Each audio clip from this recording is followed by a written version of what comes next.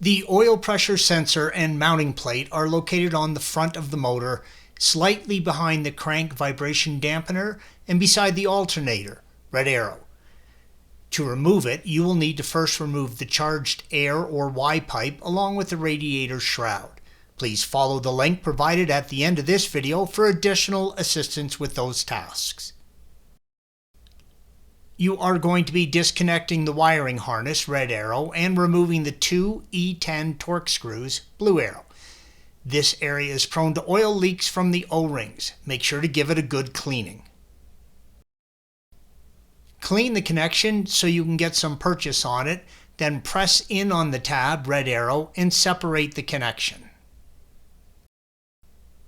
Here is an example of the type of oil that can leak and accumulate on top of the oil filter housing indicated by the red arrow.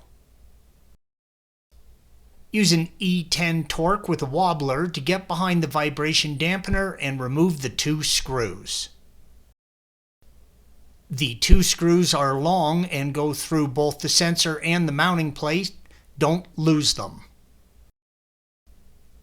Remove the oil pressure sensor along with the mounting plate, red arrow. Separate the sensor from the mounting plate. Make sure you replace both of the O-rings, red and blue arrows.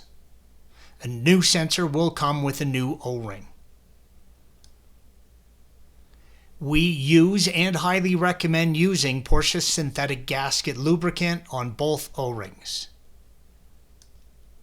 If you are reinstalling the old sensor, you must replace the O-ring on the sensor and behind the mount. Installation is the reverse of removal.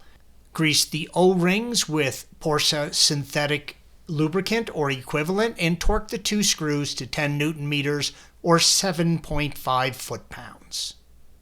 Thanks for watching. Be sure to subscribe to our channel and check out another video in this series.